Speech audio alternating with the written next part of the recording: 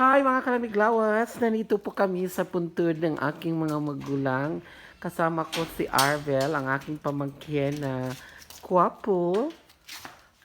Oh, see? Dito po si Arvel. Dito. Oh, ano ni? Buksan mo ito. Halo, ma. Halo, pa. Kumusta? So, nandito si Arbel at saka maglilinis kami ng kanilang puntod. Ito po ang bulaklak na ano na siya, nalanta na siya. Okay, mama yan. Ito po yung mama ko. At saka ito po yung papa ko. Ayan, nasa langit na sila. So, kung atong silhig yung dress kasi magwawalis tayo. At saka, nagkutin nga ito pag magwawalis kami.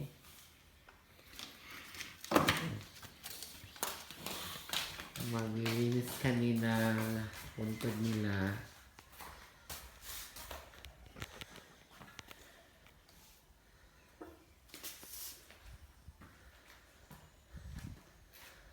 Ayan.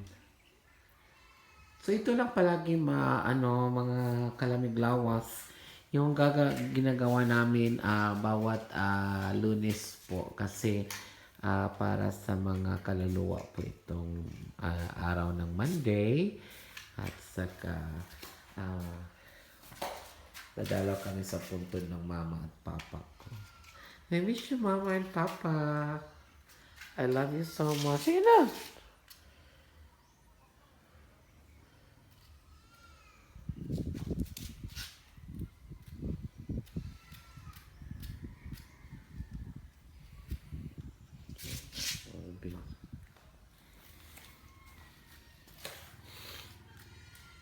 Kusga!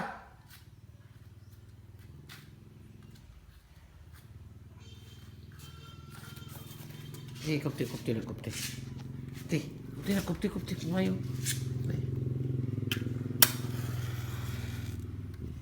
Ha? Simple lagi dan Arbin.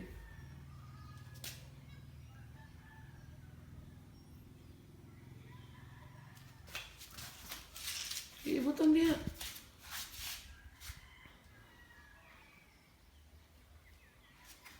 Ini jenis ko.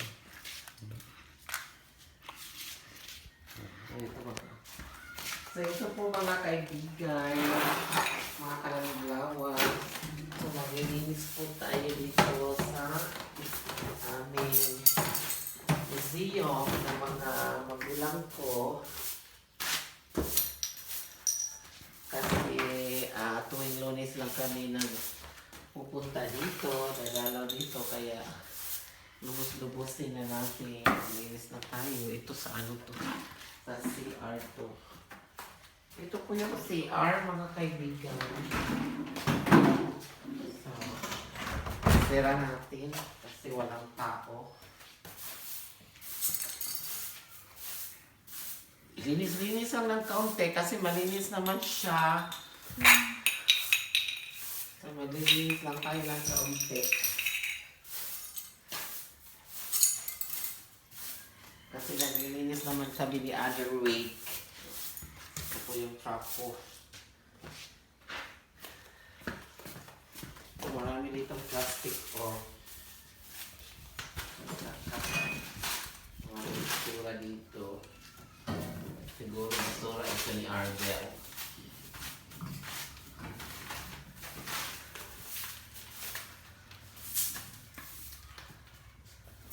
Ayan. So,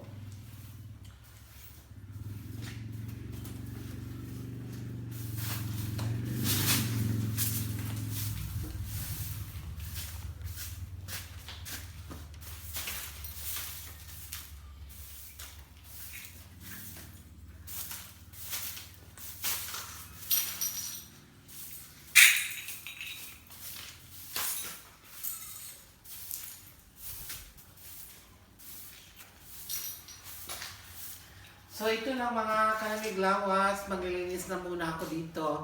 Maraming salamat sa pagsunod sa aking vlog. Please do like Paula Arota, ang reyna ng mga kalamig lawas. Talay ka ng Diyos. Bye-bye!